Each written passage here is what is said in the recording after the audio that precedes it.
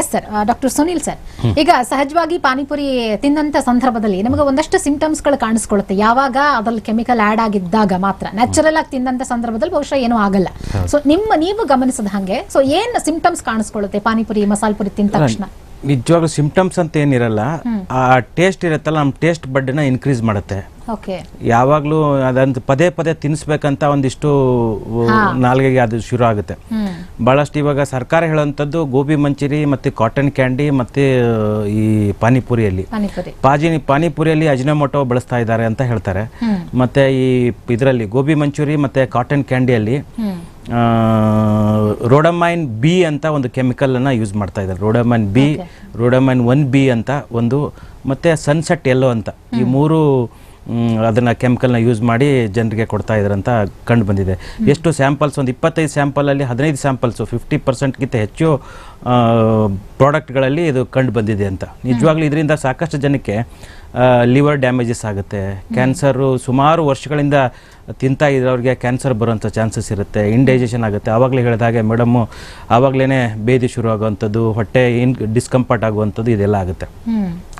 ಸರ್ಕಾರ ಮಾಡುವಂಥದ್ದು ತುಂಬ ಒಳ್ಳೆಯ ಕೆಲಸ. ದಿನೇಶ್ ಗುಂಡೂರಾವ್ ನಮ್ಮ ರಾಜ್ಯದ ಆರೋಗ್ಯ ಮಂತ್ರಿ ಈ ಥರನ ನಿರ್ಧಾರ ತಗೊಳ್ಳುವಂಥದ್ದು. Prevention is better than cure ಅಂತ ರಾಜ್ಯದ ಹೇಳ್ತಾ ಇದ್ರು. ಪಾನಿಪುರಿ ಬ್ಯಾನ್ ಮಾಡೋದ್ರಿಂದ ಏನು ಯೂಸ್ ಆಗಲ್ಲ, ಬಟ್ ಆ ಸೋರ್ಸ್ ಎಲ್ಲಿಂದ ಬರುತ್ತೆ, ಕೆಮಿಕಲ್ ಆಗಿರ್ಬೋದು ಅಥವಾ ಟೇಸ್ಟಿಂಗ್ ಪೌಡರ್ ಆಗಿರ್ಬೋದು, ನಿಜವಾಗ್ಲೂ ಈಗ ಸೋರ್ಸ್ ಎಲ್ಲಿಂದ ಇದೆ, ಮೂಲ ಎಲ್ಲಿಂದ ಹುಟ್ಕೊಂಡಿದೆ ಅನ್ನೋದಕ್ಕೆ ಕೆಮಿಕಲ್ ಫ್ಯಾಕ್ಟರಿಗಳನ್ನ ಬಂದ್ ಮಾಡುವಂಥದ್ದು ಸರ್ಕಾರದ ಆದ್ಯ ಕರ್ತವ್ಯ. ಸರ್ಕಾರ ಈಗ ಯಾರೋ ಒಂದು ರೋಡಲ್ಲಿ ಮಾಡ್ತಾ ಇರೋ ಅವನ ಪ್ರಾಡಕ್ಟ್ ನ ಬ್ಯಾನ್ ಮಾಡೋದ್ರಲ್ಲ ಅರ್ಥ ಇಲ್ಲ. ಬಟ್ ನಾನು ನೋಡಿದ ಹಾಗೆ ನಮ್ಮ ಆರೋಗ್ಯ ಸಚಿವರು ದಿನೇಶ್ ಗುಂಡೂರಾವ್ ಅವರ ಸಂದರ್ಶನ ನೋಡಿದ ಮೇಲೆ ಅವ್ರು ಹೇಳ್ತಾ ಇರೋಂಥದ್ದು, ನಾವು ಗೋಬಿ ಮಂಚೂರಿ ಮತ್ತೆ ಪಾನಿಪುರಿನ ಬ್ಯಾನ್ ಮಾಡ್ತಾ ಇಲ್ಲ, ಅದರಲ್ಲಿರುವಂಥ rhodamine B, rhodamine 1B, sunset ಎಲ್ಲೋನ ಬ್ಯಾನ್ ಮಾಡ್ತಾ ಇದೀವಿ ಅಂತ ಹೇಳ್ತಾ ಇದ್ದಾರೆ. ಈಗ ಬ್ಯಾನ್ ಮಾಡ್ತಾ ಇದ್ದಾರೆ ಅಂದ್ರೆ ಆ ಬ್ಯಾನ್ ಮಾಡುವಂತ ಮ್ಯಾನುಫ್ಯಾಕ್ಚರ್ ಮಾಡುವಂಥ ಫ್ಯಾಕ್ಟ್ರಿಗಳನ್ನ ಬಂದ್ ಮಾಡಬೇಕಾಗಿರೋಂಥದ್ದು. ಮತ್ತು ನಮ್ಮ ಜಿಲ್ಲಾ ಆರೋಗ್ಯಾಧಿಕಾರಿದು ಕರ್ತವ್ಯ ಇರುತ್ತೆ. ಡಾಕ್ಟರ್ ಮೇಟಿ ಅಂತ ಬಂದಿದ್ದಾರೆ ಜಿಲ್ಲಾ ಆರೋಗ್ಯಾಧಿಕಾರಿ, ಅವರು ಕಟ್ಟುನಿಟ್ಟಾಗಿ ನೀವು ಹೇಳಿದ ಹಾಗೆ ಈಗ ಮತ್ತೆ ಫುಡ್ ಆ್ಯಂಡ್ ಸೇಫ್ಟಿ ಲೈಸೆನ್ಸ್ದವ್ರು ಇರ್ತಾರೆ.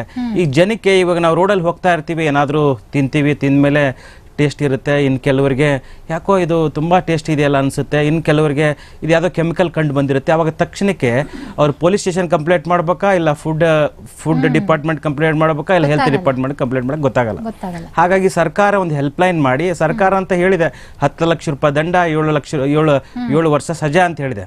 ಬಟ್ ಆಕ್ಚುಲ್ ಆಗಿ ಯಾರಿಗೆ ಆಗಿದೆ, ಇಷ್ಟು ವರ್ಷದಿಂದ ಮಾಡ್ತಾ ಇರುವಾಗ ಒಬ್ಬನಿಗಾದ್ರೂ ಪನಿಷ್ಮೆಂಟ್ ಆಗಿದೆಯಾ? ಹೀಗಾಗಿ ಸರ್ಕಾರ ಮಾತಾಡೋದನ್ನೇ ಮಾಡಬಾರ್ದು, ಸರ್ಕಾರ ಮಾಡಿ ತೋರಿಸ್ಬೇಕು, ಬಟ್ ಪೇಪರ್ ಎಲ್ಲ ಆಗ್ಬಾರ್ದು ಅಂತ. ಓಕೆ ರಾಮಚಂದ್ರ ಸರ್, ಈಗ ಪಾನಿಪುರಿ ಅಂಗಡಿಗೆ ಸಹಜವಾಗಿ ಹೋದಾಗ ನಮಗೆ ಫಸ್ಟ್ ಬರುವಂತದ್ದು ಪಾನಿಪುರಿ ಫ್ಲೇವರ್ ಬರುತ್ತೆ. ಆ ಫ್ಲೇವರ್ ಬರಕ್ಕೆ ಏನ್ ಹಾಕ್ತೀರಾ ಅಂತ ಹೇಳಿ, ಜೊತೆಗೆ ಪಾನಿ ಕೂಡ ಒಂದಷ್ಟು ಕುಡಿತಾ ಇದ್ರೆ ಇನ್ನು ಕುಡಿಬೇಕು ಅನ್ಸುತ್ತೆ. ಎಸ್ಪೆಷಲಿ ನಾನು ಕೂಡ ಪಾನಿಪುರಿ ಲವರ್. ಅದು ತಿಂತಾ ಇದ್ರೆ ತಿನ್ಬೇಕು ಅನ್ಸುತ್ತೆ, ಪಾನಿ ಕುಡಿತಾ ಇದ್ರೆ ಫೇವ್ರೇಟ್ ಆಗಿ ಕುಡಿತಾನೆ ಇರಬೇಕು ಅನ್ಸುತ್ತೆ. ಕೆಲವರು ಶೀತ ನೆಗಡಿ ಆದಾಗ್ಲೂ ಕೂಡ ಹೋಗಿ ಪಾನಿ ಕುಡಿಯುವಂತ ಅಭ್ಯಾಸಗಳಿದೆ. ಆ ಟೇಸ್ಟ್ ನಮ್ಮನ್ನ ಹಂಗೆ ಅಟ್ರಾಕ್ಟ್ ಮಾಡುತ್ತೆ. ಸೊ ಏನ್ ಹಾಕ್ತೀರಾ ಅದಕ್ಕೆ ಹಂಗೆ ಬರಕ್ಕೆ ಅಂತ ಹೇಳಿ? ಒಂದು ವಿಚಾರವಾಗಿ ಈಗ ಒಂದು ಮೇಡಮ್ ಹೇಳಿದ್ರು, ಪಾಪ ಒಳ್ಳೆ ವಿಚಾರ ಹೇಳಿದ್ರು ಅವರು. ಯಾಕೆಂದ್ರೆ ಪಾನಿಪುರಿ ಬಿಸ್ನೆಸ್ ನೇ ಬ್ಯಾನ್ ಮಾಡೋದು ಅರ್ಥ ಇಲ್ಲ ಅದರಲ್ಲಿ.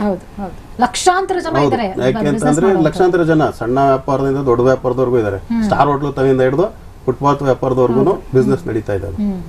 ಹಾಗಾಗಿ ಅದನ್ನ ಬ್ಯಾನ್ ಮಾಡೋದು ಅರ್ಥ ಇರಲ್ಲ. ಈಗ ಏನ್ ಮೇಡಮ್ ಹೇಳಿದ್ರೆ ಕೆಮಿಕಲ್ ಹಾಕಂತದ್ದೇನಿದೆ, ಯಾರು ಕೆಮಿಕಲ್ ಹಾಕ್ತಾ ಇದ್ದಾರೆ, ಅದು ಎಲ್ಲಿಂದ ಬರ್ತಾ ಇದೆ, ಅದನ್ನ ಅವರು ತಡೆ ಹಿಡಿಲಿ. ಅದೆಲ್ಲ ಸಿಗ್ಲೇಬಾರದು. ಅದನ್ನ ಉತ್ಪಾದನೆ ಮಾಡುವಂತ ಕಂಪನಿಗಳನ್ನ ಅಥವಾ ಫ್ಯಾಕ್ಟರಿಗಳನ್ನ ಬಂದ್ ಮಾಡ್ಬಿಟ್ಟು ಖಂಡಿತ ಅದನ್ನ ಬೇಕಾದ್ರೆ ಬಂದ್ ಮಾಡ್ಲಿ.